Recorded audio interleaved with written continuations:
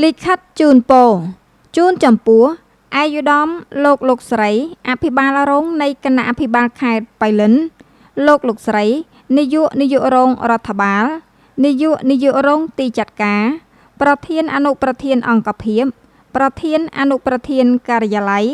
និងមន្ត្រីរាជការនៃរដ្ឋបាលខេត្តបៃលិនក្នុងឱកាសបុណ្យចូលឆ្នាំថ្មីប្រពៃណីជាតិឆ្នាំមមីអដ្ឋស័កពុទ្ធសករាជ2570គ្រិស្តសករាជ2026នាពេលខាងមុខនេះខ្ញុំសូមជូនពរបវរមហាប្រសើរជូនចំពោះអាយុដំលោកស្រីអភិបាលរងនៃគណៈអភិបាលខេត្ត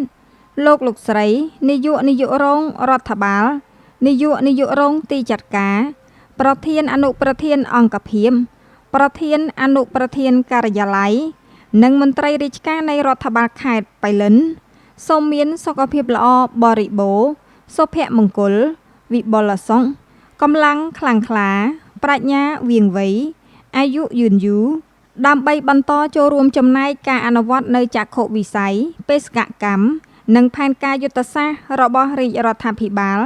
ឲ្យទទួលបាននូវវឌ្ឍនភាពនិងលទ្ធផលដ៏ប្រសើរខ្ញុំសង្ឃឹមថាក្នុងឆ្នាំថ្មីប្រពៃណីជាតិ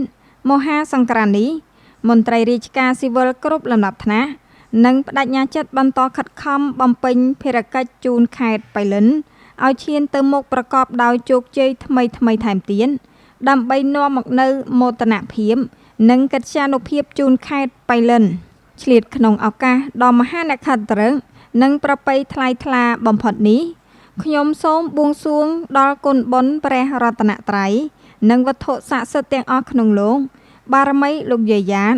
និងទេវតាឆ្នាំថ្មីព្រះនាមរក្សាទេវីសូមប្រោះប្រទាននៅសពសាធុការពរសិរីមង្គលជូនចំពោះអាយុដំលោកស្រីអភិបាលរងនៃគណៈអភិបាលខេត្តលោកស្រីនាយករងរដ្ឋបាលនាយករងទីចាត់ការប្រធានអនុប្រធានអង្គភាពប្រធានអនុប្រធានការិយាល័យនិងមន្ត្រីរាជការនៃរដ្ឋបាលខេត្តឲ្យប្រកបដោយសេចក្តីសុខសុភមង្គលសុខភាពបរិបូរណ៍ជានិច្ចនិរន្តរ៍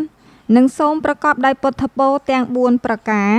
គឺអាយុវណ្ណៈសុខៈពលៈកុំបីឃ្លៀងឃ្លាតឡើយថ្ងៃប្រហោះ15កើតខែចែកឆ្នាំម្សាញ់សប្តាហ៍ស័កពុទ្ធសករាជ2569បៃលិនថ្ងៃទី2ខែមេសាឆ្នាំ2026អភិបាលខេត្តហត្ថលេខានឹងត្រាបានស្រីមុំ